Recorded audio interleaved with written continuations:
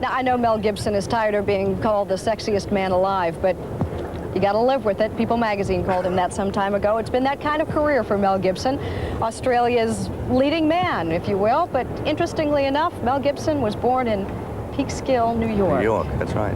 And lived there until you were how old? Oh, well, I've forgotten exactly how old. I know I was under 5 feet tall. And 11. I guess I've been here for... I've done the research more recently 11. than you. It was 11. Yes.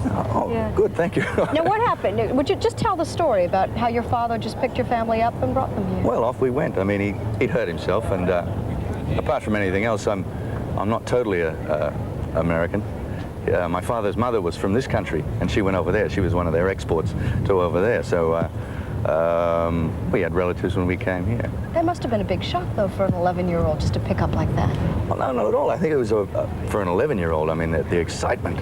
It was a real adventure, and I intended to relish every little aspect of it, and I did. And the transition when I got here wasn't so difficult. I mean, there's not a heck of a lot of difference.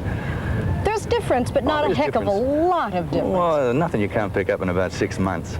That's all it took. It's been 20 years. Are you now? Are you a thoroughgoing Aussie now? Well, I'm a half and half. You know, it's there's a duality there, but it's good. I mean, nobody bothers me. I'm an adopted son, I suppose, but I understand America and Australia in ways that perhaps people that live in only those places wouldn't. Well, simply you really because you have are. to leave. You can still call yourself a mix because you choose to live here and raise your family here, and yet you haven't given up your American citizenship.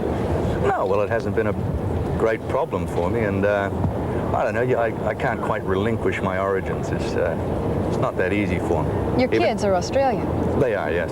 Yeah, I've raised a home. I'm thinking of registering as a tribe. But how many? 4 of them? Oh, yeah, so far. You, when you're not making pictures, I asked you when you sat down, are you working? And you said you're always working, and I didn't mean pictures. I meant you have a ranch. Yes, I chase cattle around. And, you're a cattle baron? Well, I'm more like a cattle, well, not quite a baron, but it's a nice place, and it keeps me occupied and busy. And I think if I didn't have something like that to do between what I normally do, I'd go around the twist. It must be fairly isolated if it's a farm or a ranch, if you will. Yeah, well, it's 20, 30 miles from the nearest big town. It's on the Victorian border there. You don't need the company of lots of people? No. I can have a wonderful conversation with a cow, but it doesn't bother me. The being isolated like that, I actually love that. Yeah. And as you can see, there's no corner barber shop or anything there. So. Looks great. Looks great. Don't change a thing. Yeah. David Williamson, the playwright's going to be with us in a bit. Oh, good. I read where he said that Aussie actors tend to do more English roles because they don't do American accents all that well. Is that true? Oh, I've heard some good ones, but there's always a telltale vowel or something in there to give away the fact that that's not an American. You sound thoroughly Australian to me, but Australians think you sound a little American. What is it? Well, again, it's the half and half. You know, it's half and half. Yeah. Right? Well, it's like. Well, my top half is Australian because this product was made in Australia. Which half?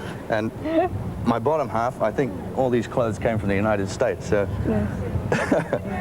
Well, the fact is, Mel Gibson, you were made in the USA. Yeah. Well, that's true. Sprung from those loins. But purely Australians, they say. It's my heavens, somebody's going to do a transcript of this interview. Transcript? Duality. Mel Gibson, thank you for being with us. Thank you. Come see us more often. We'll be back after the message.